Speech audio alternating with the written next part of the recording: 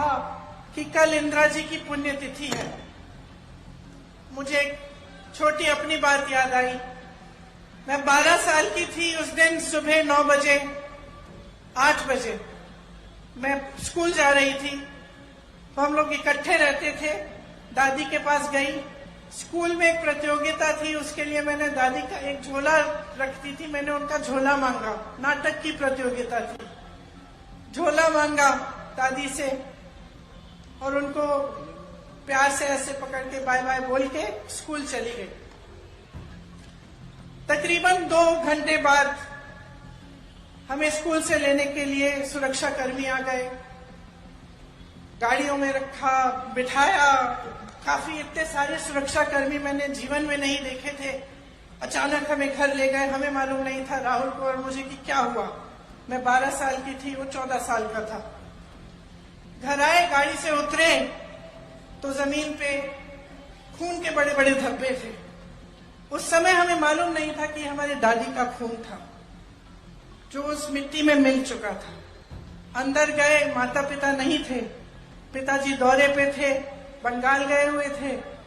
माताजी दादी को लेकर अस्पताल गई हुई थी।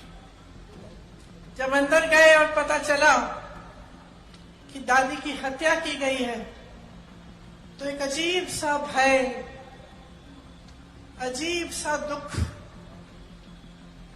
मन में जागा और ऐसे लगा कि क्या अगले दिन सुबह हो भी सकती है कि हमारी दादी, जो सिर्फ हमारी दादी नहीं थी लेकिन एक महान शख्सियत थी, क्या उनको इस तरह से कोई खत्म भी कर सकता है, और इतनी हिंसा से। और अक्सर मैं सोचती हूं कि इतनी हिंसक घटना घटी हमारे साथ। हमारी दादी मां समान थी हमारे, लेकिन कैसी देशभक्ति की भावना उन्होंने हमारे दिलों में डाली होगी कि 1 सेकंड के लिए, 1 मिनट के लिए हमारी इस देश में आस्था नहीं टूटी। 7 साल बाद, और ये मैं लंबी चौड़ी बात आपको इसलिए बता रही हूं, मैं बताऊंगी क्यों। 7 साल बाद मैं 19 साल की थी।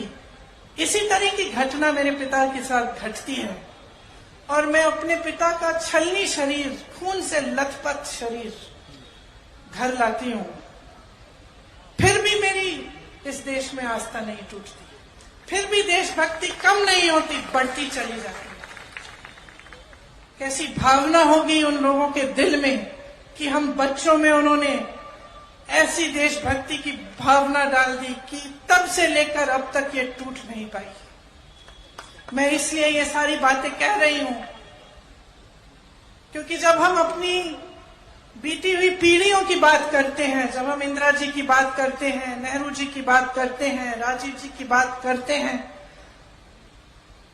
तो हमारी आलोचना करने वाले एकदम से परिवारवाद की बात उठाते हैं। मैं आपसे ये कहना चाहती हूं कि ये परिवारवाद नहीं है, ये देश के प्रति एक भक्ति है जो टूट नहीं पा रही है।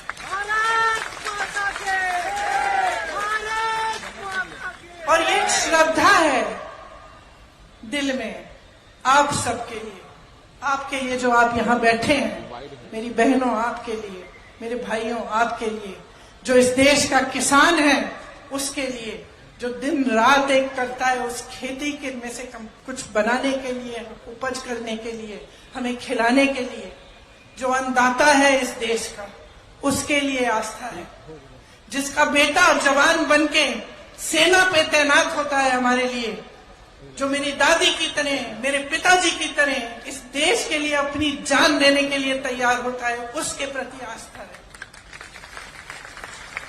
और ये कुछ भी कह लें, कुछ भी कर लें, ये आस्था कभी नहीं तोड़ पाएंगे, ये देशभक्ति कभी नहीं तोड़